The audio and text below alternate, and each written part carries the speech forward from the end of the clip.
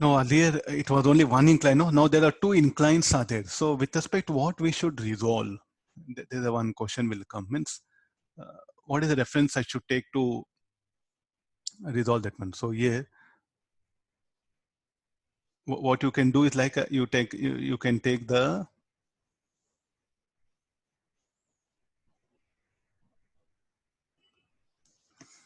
so how the path first actually the path what happen so irrespective of that you know that it's going to be parabolic path. So some rough path is what I am going to show like this. This is the path. He's asking some other things. This distance also we have to work out.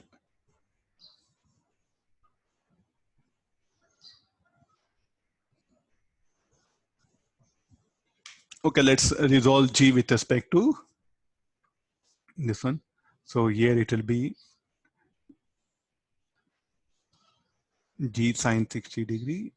This will be G cos 60 degree. So no, along OB, let me write the equation. Along OB, what is the initial velocity? Final velocity will be 0, no? Along OB, because it strike normally on inclined plane OB. So applying equations of motion along OB.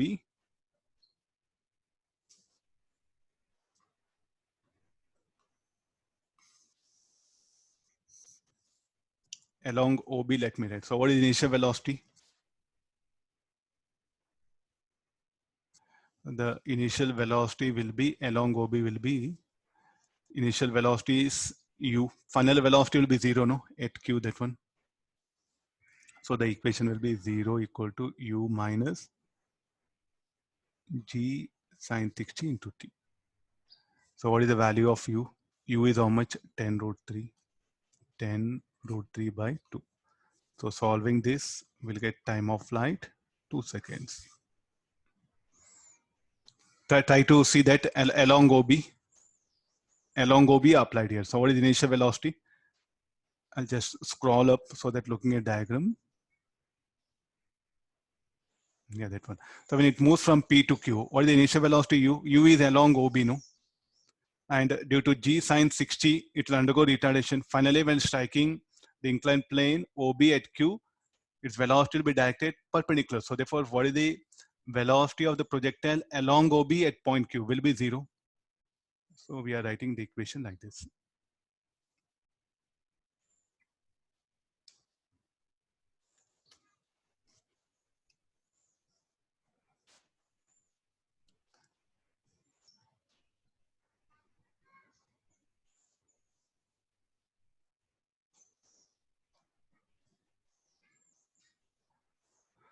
Okay, fine. So once we get the time of flight, what is the other thing? He is asking to get the value of V. How to get the value of V?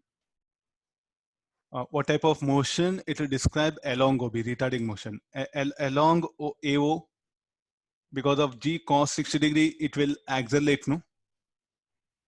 Please do make observation here to look at the point P now. When it moves from P to Q, how G cos 60 will act? Will act along this AO or along PO. So because of G cos, it will accelerate. So, and finally, when it strikes the inclined plane at Q, it will have velocity V, that one. So applying along AO now.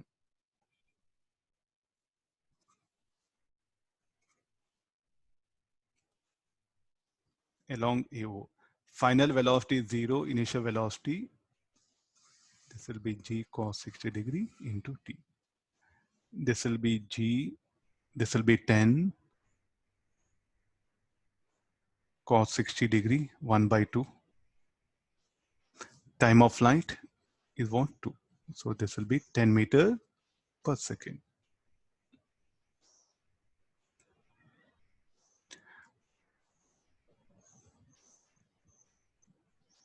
Okay, this is the expression. We got the speed. Now is asking to calculate the H. So shall we calculate first PO? So what can be this distance PO? So what type of motion is described?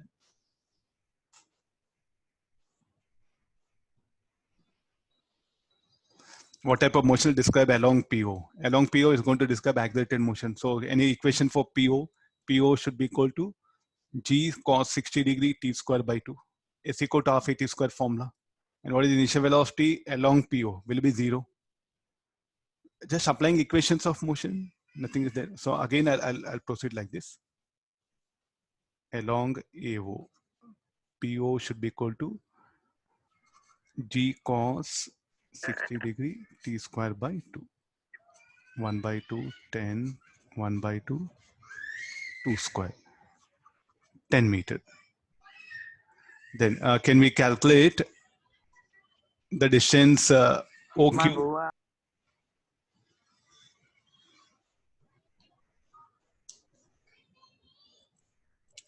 The distance OQ. So now along OB, let me write once again. OQ is equal to U T minus G sine 60 by 2 T square. What is this formula? S equal to UT minus half a T square formula. So this will be 10 root 3 into 2 G by G is 10 sine 60 root 3 by 2 2 square. So this will be 20 root 3 and this will be 10 root 3. So will be 10 root 3 finally. Okay, I got now OP and OQ. Can you bring the PQ? So how do that total setup is a right angle triangle will appear, no? Can you calculate PQ? Yes. So just taking help of the triangle, I'll draw that triangle here in the end. Yeah?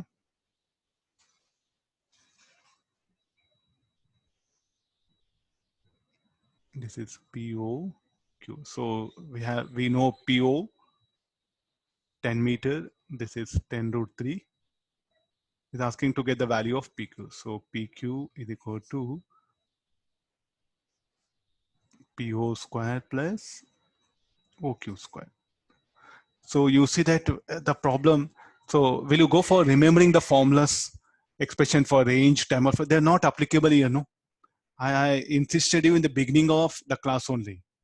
So don't go for remembering the formulas and don't try to forcibly apply a formula. Look at the situation. Is it formula what you know? Can you apply? So when the point of projection striking is same, then the initial basic formulas are applicable.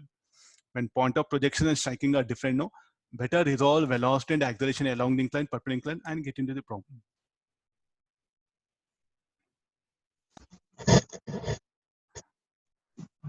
So of all, very difficult for you is the trajectory, sir. How to draw the trajectory? Assume that there is no inclined plane. Draw the trajectory, bring the inclined plane. I think you can manage to some extent with this approach. Okay, let me test you with some good question in Pathfinder. It is there. Let Sir, me see it. Yeah. why did you take acceleration on second inclined plane, sir? Like G cos 60 and G sin 60. I resolve G. I had to resolve G, no? No, why did you not take G sin 30 and G Will be cos same, 30? no? Will be same. Say like it's going to strike the inclined plane here, no? So therefore I'm resolving with respect to the point of striking. That's all. You'll get same thing. I think you work out. You resolve G here. G sin 30. The G sin 30 is what? G by 2. Nothing but G cos 60. Fine. You resolve G either with respect to either inclined plane, you'll get the same answer. Okay, got it.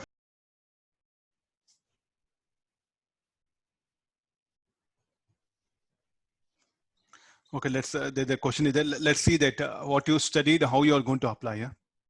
Now the application part has come now. Let's see that what all just now today's class I discussed now, that I'm asking you to apply now.